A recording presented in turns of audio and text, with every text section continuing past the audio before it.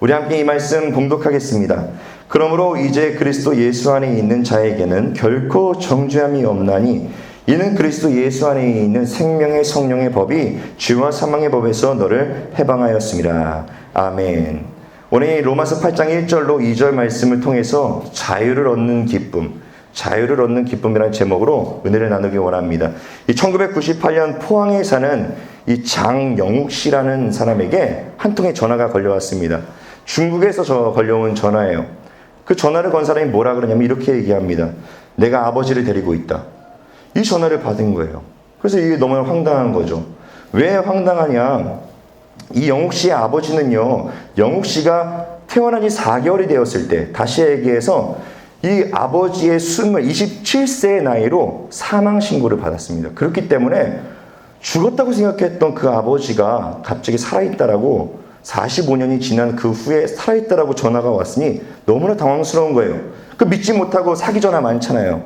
그래서 그 당시에 아버지와 함께 살았던 삼촌 찾아가서 불러왔습니다. 그리고 전화를 다시 받았어요. 그래가지고 삼촌이요 물어봤습니다. 45년 전에 우리가 살고 있었던 그 동네가 어땠는지 한번 이야기해봐라. 얘기했더니 그 아버지가요, 그 아버지의 이름은 장무한 씨라는 사람이에요.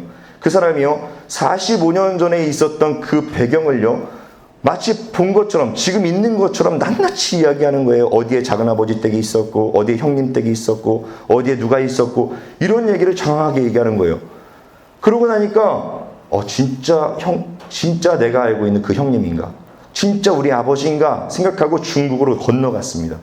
건너가서 봤더니요 45년 전에 죽었다라고 말씀했던 그 사망신고를 받은 그 아버지가 72세의 나이로 거기 계신 거예요.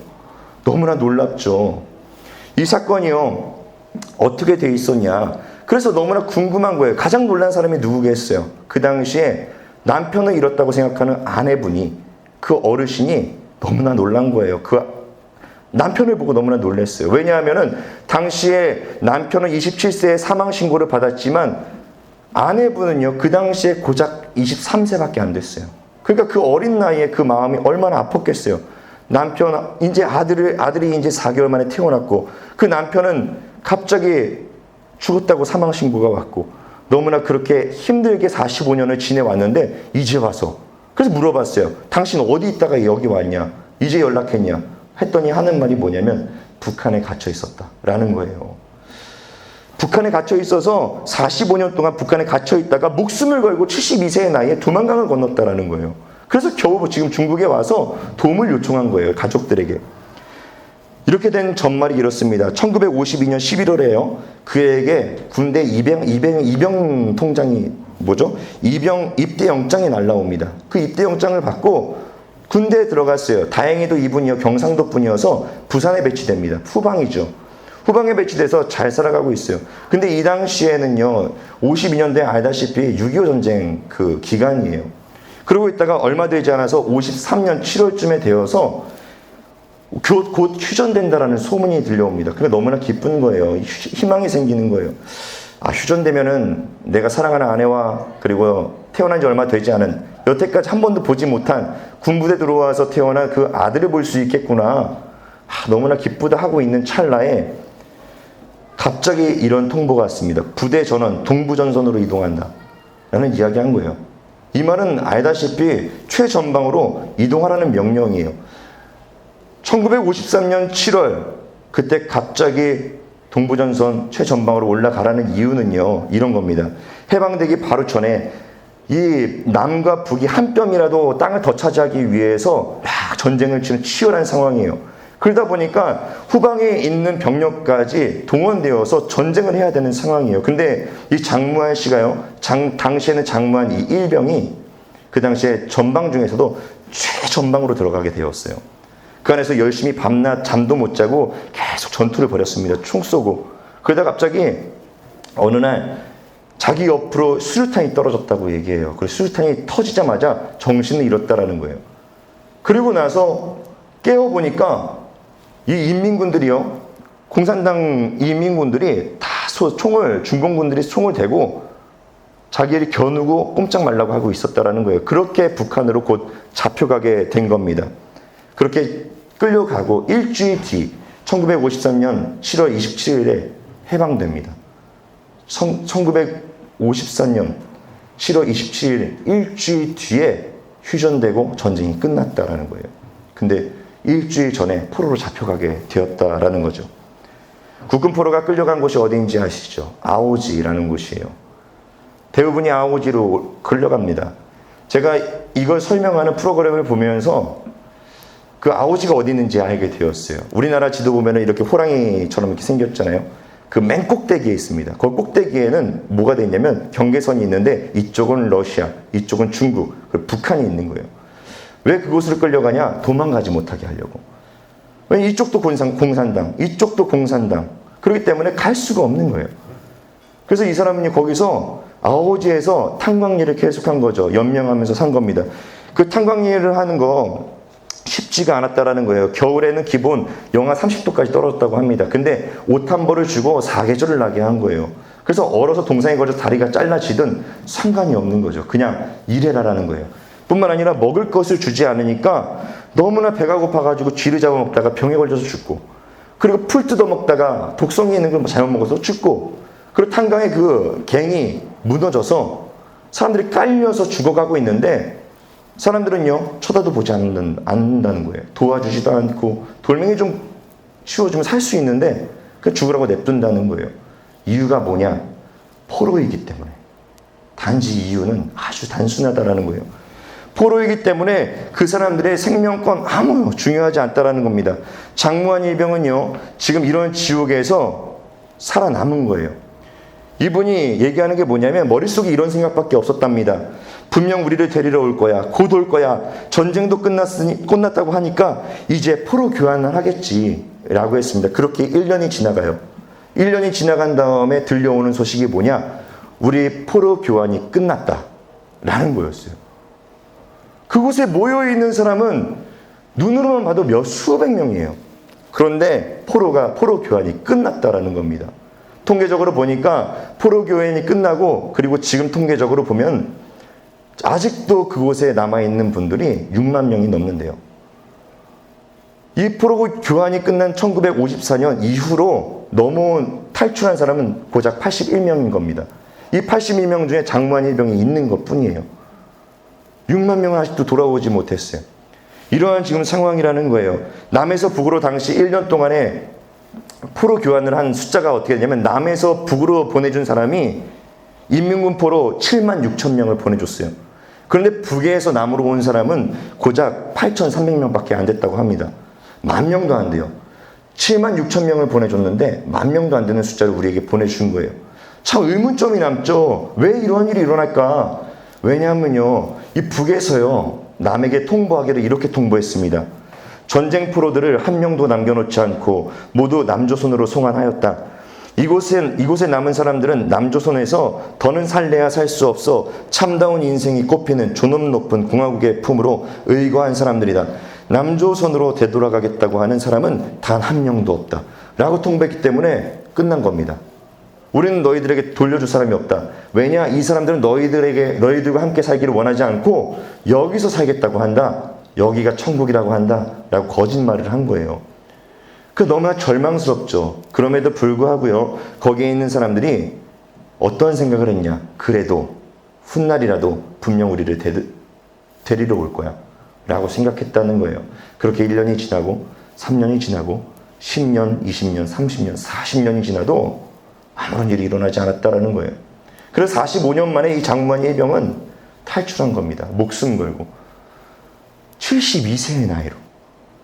그렇게 고생해서 노년이 됐으면 얼마나 몸이 약하겠어요. 목숨 걸고 넘어왔다라는 거죠. 그리고 나서 이분은 한국으로 돌아올 수가 없어요. 중국으로 넘어왔지만 한국으로 돌아오지 못하는 이유 한 가지입니다. 여권이 없어서. 한국 국적의 사람이 아닌 거예요. 왜냐? 이 장무한 일병은 아까도 말씀드렸던 것처럼 사망 신고됐어요. 전쟁 중에 사망했습니다. 라고 사망 신고됐기 때문에 돌아올 수가 없는 거죠. 그래서 한국 대사관에 전화합니다. 나 좀 도와주세요.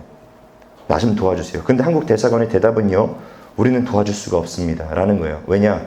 외교적인 문제도 있었다라는 거죠. 그래서 가족들이 와서 데리고 가는, 그 우여곡절 데리고 가는 겁니다. 이분이 가서요, 어떻게 되었냐? 자유를, 자기의 존재를 찾기 시작해요. 그는 한국에 돌아와서 조사를 거쳐서 금성전투에서 실종된 장만희 병이 맞다라는 공식 인정을 받습니다. 그리고 전사 기록이 삭제돼요. 그리고 이름도 찾고 조국도 찾고 가족도 찾아요. 그리고 10여 년 아주 행복하게 살아갑니다. 이렇게 자유를 얻는다는 건요, 굉장한 기쁨이에요. 포로에서 자유가 얻는다. 우리 성경에서는요, 말씀해요. 포로에서 예수님께서 우리를 포로에서 자유로, 갇힌 자에서 우리를 해방한 사람으로 우리를 이끄시는 분이다라고 성경은 얘기합니다. 이거를 왜 장황하게 말씀드렸냐면, 포로라는 거는요, 우리가 상상하는 것 그 이상이에요. 우리가 상상할 수 없는 일들이라는 거죠. 우리는 겪지 않아서 모르겠지만 성경은요, 단순하게 이야기하지만 포로라는 것, 자유를 빼앗겼다라는 것은 우리가 쉽게 생각할 문제가 아니라는 겁니다. 이스라엘이요, 바벨론의 포로가 되어서 70년 동안 살아갑니다. 이 바벨론의 포로가 되어서 70년 동안 살아가는 동안 얼마나 괴로웠겠어요. 포로라는 거는요, 자유를 빼앗긴 삶이에요. 잠자는 것도 내 마음대로 잘 수 없고 일어나는 것도 내 마음대로 일어날 수가 없어요. 일 안 하고 싶은데도 걷어차이면서 일을 해야 됩니다. 그리고 배가 고파도 먹을 수가 없어요. 왜냐? 주면 먹고 던져주면 먹는 것이고 안 주면 못 먹는 거예요. 이건 당연히 나에게 줘야 될 음식 아니냐? 이런 게 없는 겁니다. 포로라는 거는요, 인격적인 존재를 받지 못하는 거고 존중받지 못하는 게 바로 포로예요.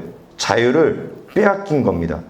내가 할 수 있는 아주 단순한 자유조차도 빼앗긴 삶이 바로 포로라는 거예요. 다니엘은요, 이렇게 70년 동안 포로 생활에 끌려갔던 사람 중에, 어린 나이에 끌려갔던 사람 중에 한 명이 바로 다니엘입니다. 다니엘을 보면서 우리는요, 생각할 수 있겠죠. 그 어린 나이에 끌려가서 얼마나 힘들었을까, 얼마나 고생스러웠을까, 얼마나 괴로웠을까. 그런데 성경은요, 다니엘을 통해서 우리에게 보여주는 면은 힘들었다, 괴로웠다가 아닙니다. 그의 인생이 하나님께서 그곳에서도 함께 하니까 하나님께서 그를 세우시고 역사하셨다는 걸 우리를 통해서 보여주는 걸 볼 수 있습니다. 성경을 통해서요, 그는요, 주눅드는 모습이 없어요. 오히려 당당하게 살아가고 어떤 사람에게도 자기의 신념에 대해서 굴복하지 않는 걸 볼 수가 있다는 것이죠. 다니엘이 포로임에도 불구하고, 포로의 인생인데도 불구하고 인정받아요. 지혜로움을 인정받고 그의 실력을 인정받습니다. 그래서 출세하는 걸 볼 수가 있어요. 출세한 것이 성공이다라고 말씀드리는 게 아닙니다. 포로임에도 불구하고 그 안에서 다니엘은요, 꿈을 펼치는 걸 볼 수가 있습니다. 또한 자기의 신념을 가지고 살아가는 걸 볼 수 있어요. 절망하지 않아요. 왜 다니엘이 절망하지 않았을까? 다니엘이 환경은 바뀌어도 절망하지 않았던 이유는 여전히 자기가 의지하고 섬기고 자기가 경유했던 분은 하나님은 변하지 않았거든요. 어딜 가도 상관이 없어요. 다니엘은 그렇기 때문에 하루에 아무리 바빠도 하나님을 여전히 경외합니다. 3번씩 기도하면서 하나님, 여기서도 하나님 계시군요. 이스라엘에서도 하나님 계셨는데 바벨론에서도 하나님 계시군요. 야, 놀랍다. 나는 이곳에서 하나님을 의지하는 것 여전히 똑같다라고 생각하고 살아가는 걸 볼 수가 있다는 거죠. 그렇게 변함없이 아무리 힘들어도 괴로워도 그곳에서도 여전히 하나님을 섬기는 다니엘을 통해서 하나님은요, 일하시는 걸 보는 겁니다. 우리는 성경을 통해서 다니엘이 대단했다. 물론 맞습니다. 다니엘이 대단해요. 하지만 그런 다니엘을 세우시는 그 하나님이 얼마나 대단한지 기억하시길 바랍니다. 요셉 역시 마찬가지예요. 요셉은요, 종으로 팔려가요. 자기의 인생이요, 너무나 행복했습니다. 아버지가 잘해줬고 형제들도 있었고 자기 사랑하는 어머니도 있었어요. 얼마나 행복한 가정에서 잘 살았는지 모릅니다. 그런데 남부러울 것 없이 살다가 갑자기 종으로 팔려가요. 자기의 의지와는 상관없이 형들의 질투로 인해서 팔려가는 걸 볼 수가 있어요. 종으로 팔려갔으면 우리는요, 마음에 어둠이 찾아와야 되는 게 정상이에요. 야, 내 인생 이게 뭐지? 왜 나한테 이런 일이 일어나지? 이럴 수 있는 겁니다. 그런데 그러질 않아요. 그곳에서요, 이 요셉은요, 열심히 살아가요. 거기에 있는 문화를 배우고요, 그 가정 안에서 해야 되는 그 규칙을 철저하게 따르고요, 그리고 그 안에서 최선을 다해서 많이 배우고 습득하는 걸 볼 수 있습니다. 그렇게 해서 요셉도요, 자기의 실력을 인정받아서 이 보디발이라는 사람이 주인이 종처럼 여기지 않고 아들처럼 여겨서 잘 대해주는 걸 볼 수가 있습니다. 어떻게 보면 그 안에서요, 출세한 거예요. 이제는 평안하게 살면 됩니다. 요셉은요, 자고 싶을 때 자도 돼요. 요셉은 눕고 싶을 때 다시 누워도 됩니다. 요셉은 쉬고 싶으면 시켜놓고 보디발의 아들처럼 그냥 지내면 되는 거예요. 근데 우리 사람이 무너질 때가 언제인지 아세요? 잘 될 때. 공든탑이 무너질 때, 잘 될 때 무너질 때, 그때 사람은요 절망이 있을 수밖에 없어요. 요셉에게 그런 시간이 찾아옵니다.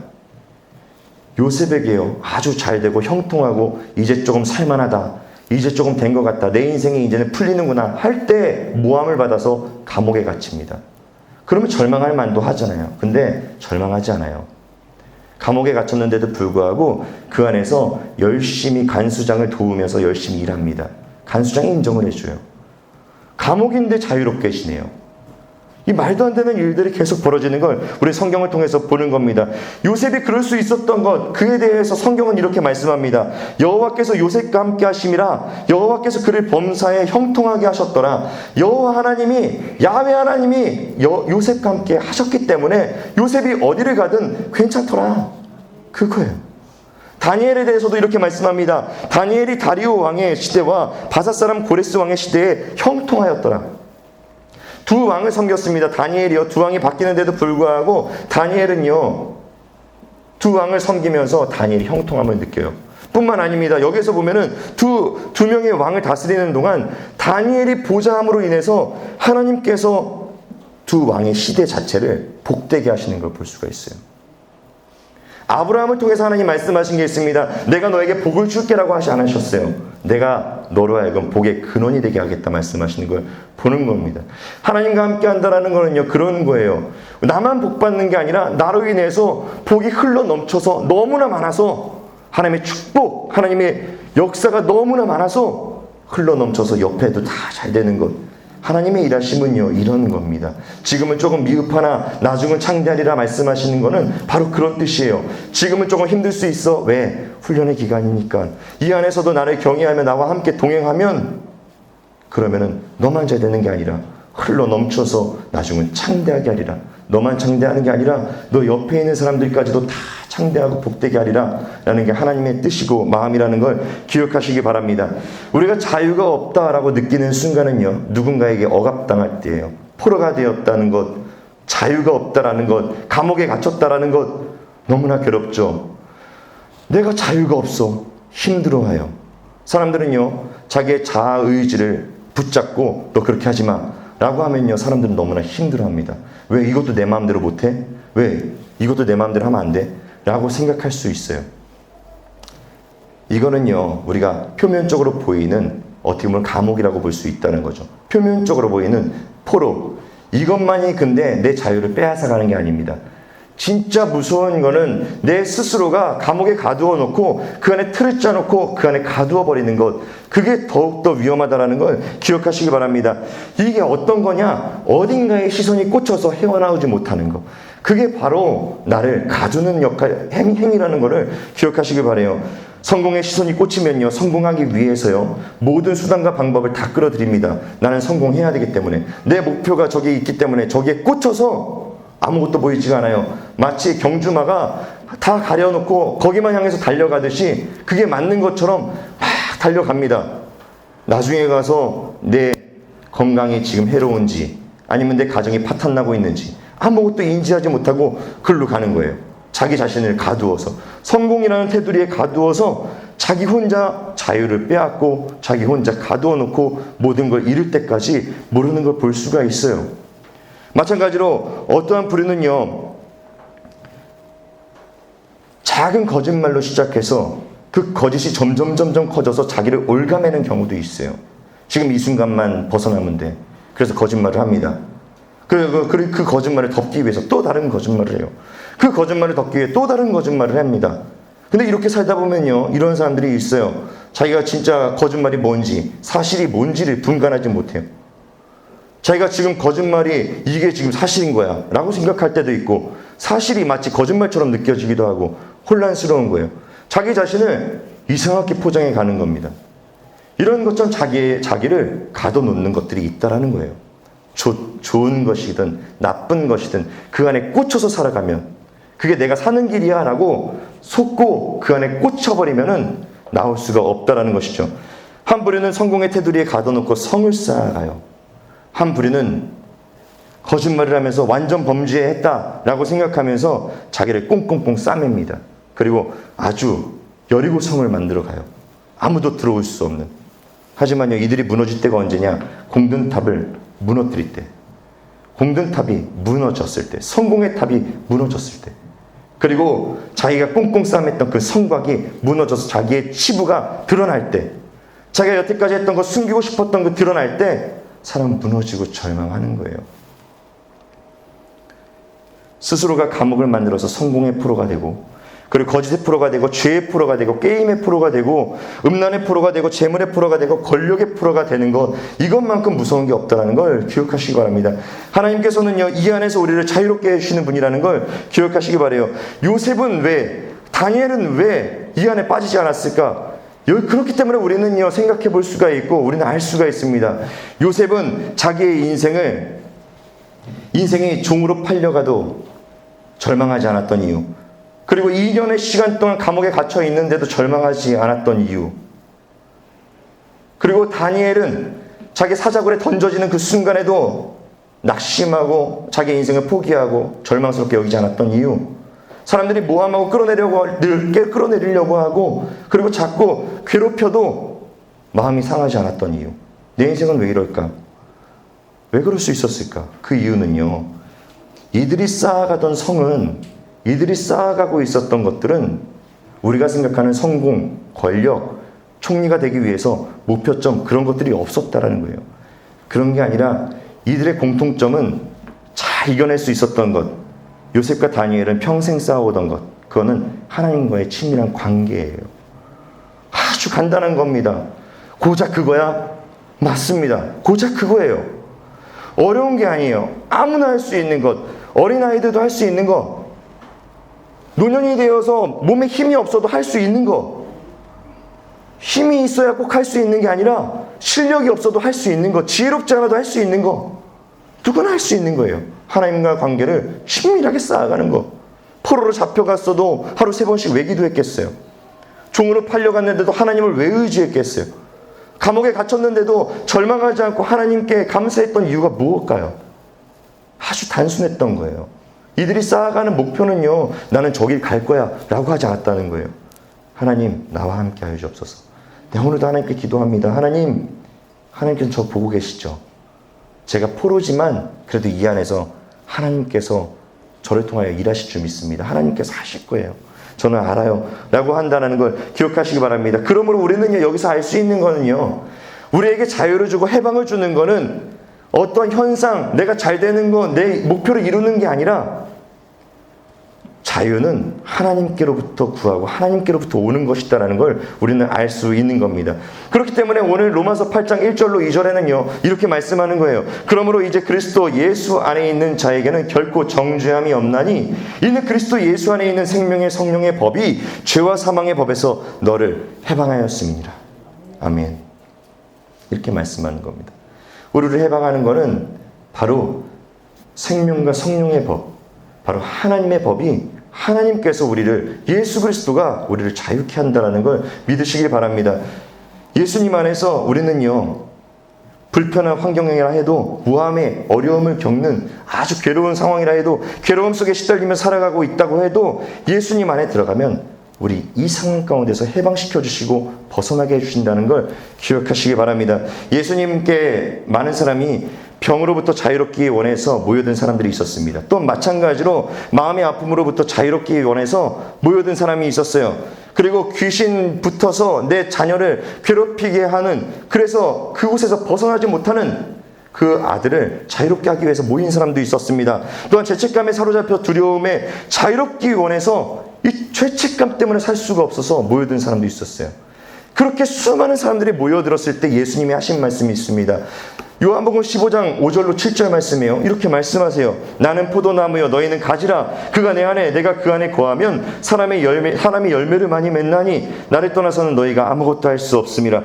사람이 내 안에 거하지 아니하면 가지처럼 밖에 버려져 마르나니 사람들이 그것을 모아다가 불에 던져 사르느니라. 너희가 내 안에 거하고 내 말이 너희 안에 거하면 무엇이든지 원하는 대로 구하라. 그리하면 이루리라. 아멘. 예수님이 분명히 말씀하세요. 나는 포도나무고 너희는 가지다. 왜 밖에 버려져? 너희도 혼자서 다 감당하고 그렇게 될 것처럼 살아가고 있니? 아니야. 내 안에 들어와라. 내가 너희 안에 거하고 너가 내 안에 거하면 내 안에서 공급받아 너는 열매를 많이 맺고 풍성해지고 자유롭게 돼 라고 하나님 말씀하고 있다는 걸 기억하시길 바랍니다. 그렇기 때문에 버려진 나무처럼 그곳에서 있지 말라는 거예요. 그렇기 때문에 예수님 말씀하시는 겁니다. 수고하고 무거운 짐진 자들아 다 내게로 오라. 그리하면 많이 열매를 맺어. 수고하고 무거운 짐, 너 혼자 열매를 맺으려고 했던 것 아니야. 내 안에 있으면 너는 열매를 맺어. 수고하고 짐지고 그 괴로움 내가 덜어줄게 라고 주님은 말씀하신다는 겁니다. 이 주님이 우리의 문 밖에서 늘 두드리고 계세요. 우리 요청합니다. 그렇기 때문에 요한계시록 3장 20절에는 이렇게 말씀합니다. 볼지어다 내가 문 밖에 서서 두드리노니 누구든지 내 음성을 듣고 문을 열면 내가 그에게로 들어가 그와 더불어 먹고 그는 나와 더불어 먹으리라. 아멘. 주님은 우리가 알든 모르든 우리 문 밖에서 두드리고 말씀하고 계세요. 말씀하기를 이렇게 말합니다. 내가 네 안에 거하고 네가 내 안에 거하면 많은 열매를 맺고 풍성해지고 자유롭게 돼. 그러니까 내 음성을 듣고 문을 열어. 그러면 내가 너에게로 들어가 너를 자유케 하리라. 문을 열어. 하나님께서는 이 주님은요 우리에게 어떠한 상황 속에서도 지금 이 순간에서도 잠자는 꿈 중에서도 아니면은 어떠한 사건을 통해서 아니면 기도하는 중에 말씀을 통해 아니면 내가 아는 사람들과 지인들과 함께 식사를 하는 자리에서도 노크하고 계십니다. 우리에게 말씀하고 계세요. 문을 열어. 내가 문 밖에 서서 두드린다. 들리니 문을 열어. 우리는 모든 상황들을요 그냥 넘어가요. 그래 그럴 수도 있지. 그래 이런 일은 남들도 일어나는 일이야. 나에게 왜 이런 일이 일어났지? 무심코 나 혼자의 판단으로 모든 것들을 이렇게 넘기는 것들이 있습니다. 우리 고민해보고 기도해보셔야 돼요. 하나님의 음성이 뭔지, 하나님이 어떻게 지금 두드리고 계시는지, 나에게 지금 어떻게 말씀하고 있는지, 나를 왜 부르고 어떠한 방향으로 어떤 루트로 나를 부르고 계신지 우리는 들어봐야 된다는 거예요. 그렇기 때문에 우리 여기 순복음 놀라운 교회 성도님들 모두 다 하나님께서 주님께서 우리의 노크하고 말씀하시는 그 음성을 듣고 문을 열어 주님이 내 안에 들어오시고 내가 그 안에 함께 거하면서 많은 열매를 맺으며 살아가시기를 주님의 이름으로 축복합니다. 할렐루야. 우리 순복음 놀라운 교회 소식을 알려드리겠습니다. 우리 오늘 영상 예배를 올려드리는 것, 주일 예배 올려드리는 것 오늘까지만 좀 올려드리려고 해요. 이유는요 아주 단순합니다. 우리 이제 모여서 예배를 드릴 수가 있거든요. 우리 교회 규모가 크지 않기 때문에 다 모여도 예배를 드릴 수가 있어요. 그래서 혹시나 못 오시는 분들은 그러실 것 같아서요. 오늘도 뭐 영상 예배 드리지. 조금 늦잠 잤네. 그 영상 예배 드리지. 그렇게 생각하는 마음이 생길 것 같다라는 생각이 좀 들어서 영상을 올려드리는 게 무조건 좋은 것 같진 않다라는 생각이 들더라고요. 그래서 잠시 멈춰야겠다라는 생각이 들었습니다. 이렇게 멈추고 예배 드리다가요 우리 오프라인으로 모여서 예배 드리시다가 그러다가 나중에 또 정부에서 모이지 마세요라고 하면 그때 영상을 다시 그렇게 드리겠습니다. 그리고 내일부터요 새벽 예배가 시작됩니다. 다음 주일은 창립 감사 주일이에요. 이 3주년이 벌써 됩니다. 만 3년이에요. 얼마나 감사한지 몰라요. 지금까지 하나님께서 하셨습니다라고 하는 게 이게 그냥 나오는 말이 아닌 것 같아요. 하나님께서 정말 하고 계시고 있습니다. 성찬주일이면서 우리 3주년 예배입니다. 그래서 꼭 참석하셔서 함께 예배 드렸으면 좋겠어요. 우리 기도하겠습니다. 사랑과 은혜가 많으신 하나님 감사합니다. 오늘 하나님께 드려지는 예배를 통하여서 하나님 기뻐 받아주시옵소서. 하나님을 기쁘게 하기 위해서 드려지는 예배입니다. 또 하나님께 영광 올려드리기 위해서 드려지는 예배입니다. 또한 아버지 우리의 소원이 있다면 우리의 소망이 있다면 하나님께서 이 시간에 복되게 하시고 하나님께서 번성케 하시며 하나님께서 역사하시는 날이 되기 원합니다. 주일날 안식하시며 하나님께서 복되게 하셨던 것처럼 이 주일날 하나님께 예배드림으로 복되게 하시고 하나님께서 번성케 하게 하여 주시옵소서. 오늘 드려진 예물을 기억하여 주시고 받아주시고 흥명하여 주셔서 30배, 60배, 100배의 결실, 100배의 열매로 맺어질 수 있도록 하나님께서 풍족하게 하여 주시옵소서. 감사하며 예수님의 이름으로 기도드렸습니다. 아멘. 지금은 우리 주 예수 그리스도의 무한하신 은혜와 하나님 아버지의 극진하신 사랑과 부회사 성령님의 감동 감화 인도 축복 내주 교통하심이 우리 순복음 놀라운 교회 성도님들 모여서 우리 교회 예배드리며 하나님을 찬양하며 하나님의 높이 우리 한 분 한 분 머리 위에와 가정과 생활과 환경과 직장과 또한 사업장 위에 날마다 하나님께서 함께 하심으로 어디를 가든 형통하고 하나님께서 함께 동행하심으로 잘되게 하는 복된 일들이 일어나기를 간절히 축원하옵나이다. 아멘.